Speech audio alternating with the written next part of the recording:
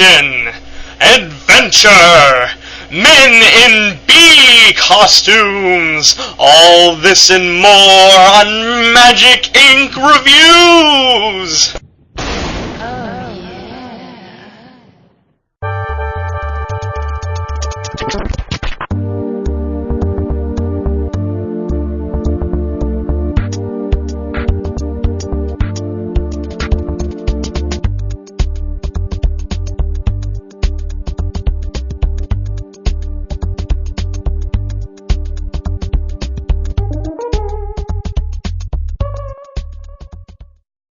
Gitaroo Man. You're Gitaroo Man.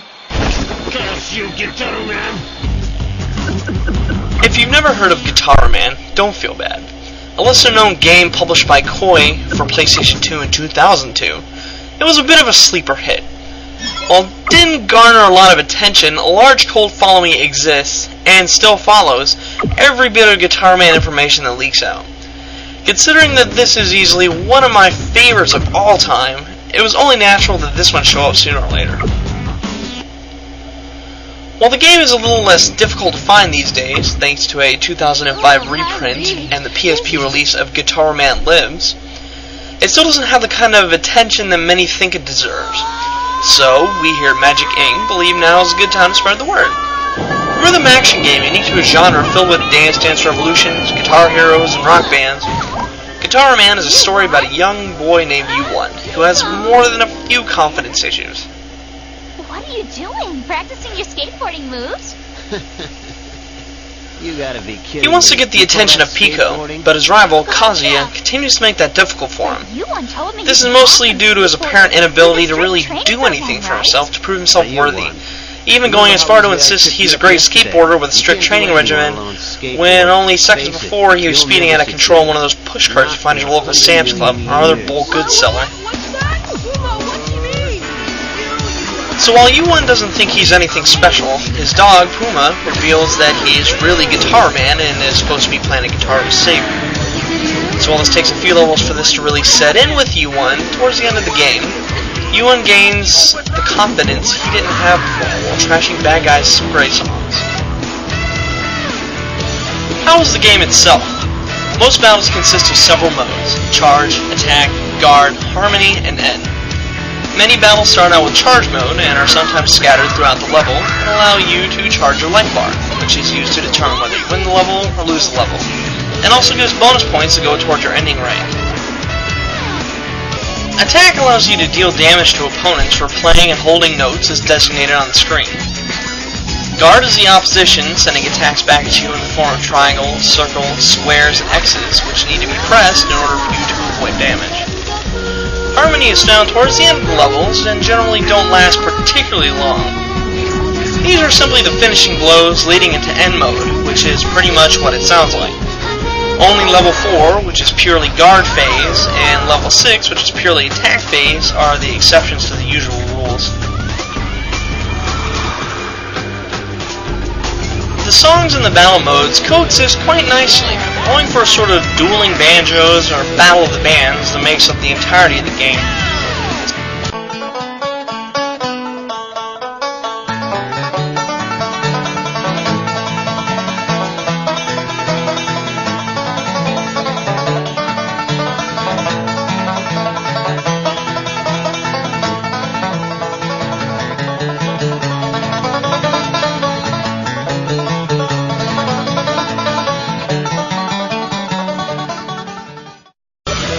While not all the songs may be up your alley, the majority of the songs will entertain and please, even though it's not into specific genres of music. So while the graphics are a little low-end considering the PlayStation 2's capabilities, there's something to be said that the background events during songs play second fiddle when you're actually playing the game itself. This doesn't detract from the game much, but when you've got a ton of defensive notes flying at the center of your screen, you're paying a lot less attention to the goings-on in the background. Not to mention, the enemies, and even allies, are sometimes a little screwed up looking. Like this guy, and that guy, and what's up with that guy? Well, thankfully, you can always count on Elvis Presley to make an appearance at level 2. I had no idea he liked Japan. What the hell's going on? I was here for the peanut butter and banana sandwiches. cutscenes are actually not that bad, and help to add to the story. Unfortunately, this is where you get a good chance to hear the voice acting, which is subpar, with only a handful of really good voice actors. Zowie, Kazuya, and Puma pretty much are the only ones that get up there. The others are a little questionable, and one can't help but wonder if these things were intentionally left cheesy or bad. Even with the voice acting and average graphics, the gameplay is where many negatives as well as positives can be found.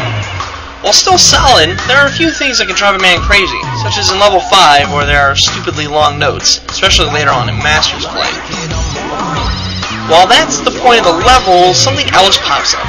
If you miss long notes, or any note at all, there's a long awkward silence, or just a gap in the actual song that can get annoying. So while most people will simply strive to land the note and keep the arrow on the line correctly, some will find that this will be incredibly difficult to accomplish. Master's Play is especially unforgiving, proving to be hard mode with a vengeance. It throws wave after wave of defensive notes at you quickly, sending even the most confident and fleet-fingered players into a dark, endless pit of game over. This only gets worse at level 7 and gets considerably harder from there. Not to mention, the enemy life bars are deceptive in that they don't really govern if you win or lose, but instead govern how long the song actually takes to reach the harmony end modes. If you're playing poorly, the game will actually extend a vast majority of the songs, sometimes with new parts you've never even experienced, let alone heard, before. Later on during Master's Play, this only proves to be your worst enemy, and rarely your best friend. Hey, Yuan. Oh, hi, Bigo. Did you go somewhere this summer, Yuan? So while the game has its share of problems, the negatives, in this case, don't quite outweigh the positives.